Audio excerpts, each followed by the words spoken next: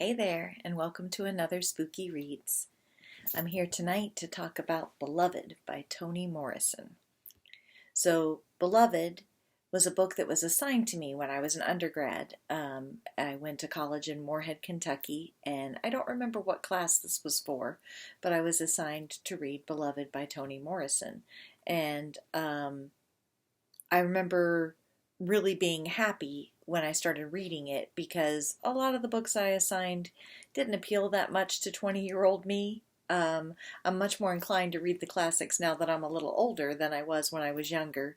And not only was this one something a little newer, it was also something that featured ghosts, which, other than maybe some Shakespeare, is not something I'd done a lot of reading of as part of my bachelor's degree in English.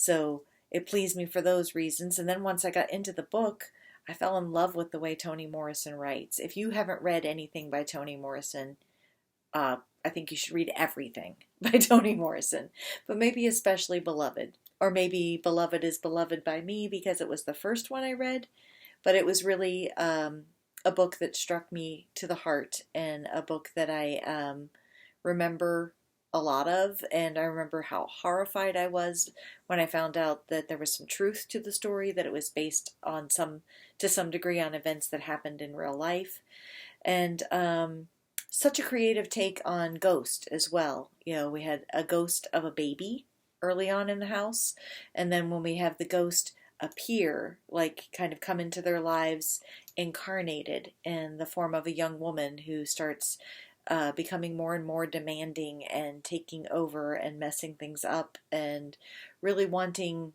in a sense, a kind of vengeance, but not exactly an ill-meaning vengeance. It was fascinating, truly fascinating.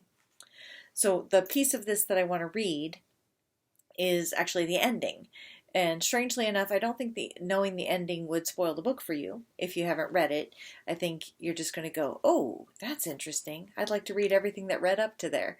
But, again, I am planning to read the ending. So if you don't want to know the ending and you want to go read the book, then stop here and go read the book. For goodness sake, if you haven't yet, you're missing out. So here we go. There is a loneliness that can be rocked.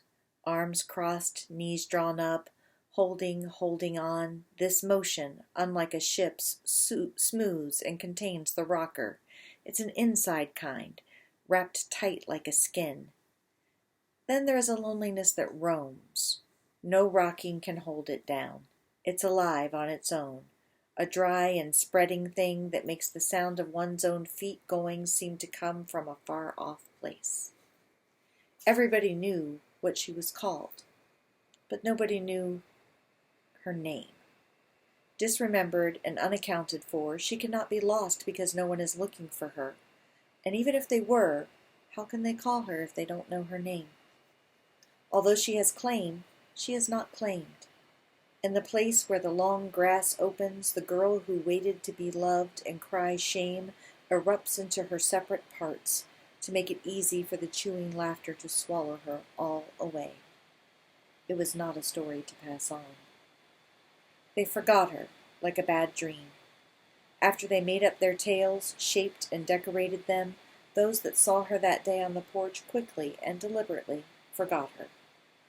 It took longer for those who had spoken to her, lived with her, fallen in love with her, to forget, until they realized they couldn't remember or repeat a single thing she said, and began to believe that, other than what they themselves were thinking, she hadn't said anything at all. So in the end, they forgot her too. Remembering seemed unwise. They never knew where or why she crouched, or whose was the underwater face she needed like that, where the memory of the smile under her chin might have been and was not. A latch latched, and lichen attached its apple-green bloom to the metal. What made her think her fingernails could open locks the rain rained on? It was not a story to pass on. So they forgot her. Like an unpleasant dream during a troubling sleep. Occasionally, however, the rustle of a skirt hushes when they wake, and the knuckles brushing a cheek in sleep seem to belong to the sleeper.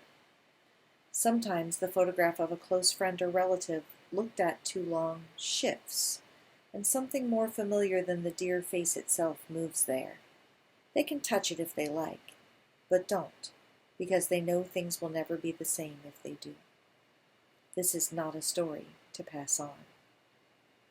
Down by the stream in back of 124, her footprints come and go, come and go. They are so familiar.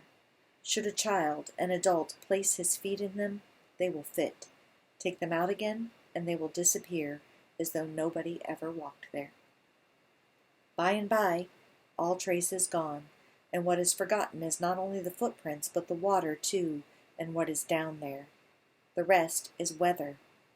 Not the breath of the disremembered and unaccounted for, but wind in the eaves, or spring ice thawing too quickly. Just weather. Certainly no clamor for a kiss. Beloved. Just the beauty of Toni Morrison's language, the images she chose here, and gosh, I mean, the main thing I get from, but I picked Beloved for spooky reads because it definitely is spooky. It's harrowing, the slavery history and the things that happened and how our ghost became a ghost and all of that, and the ghost herself.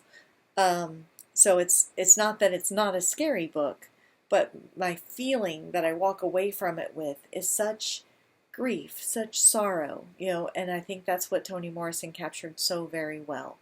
But then again, what's scarier than losing something you love?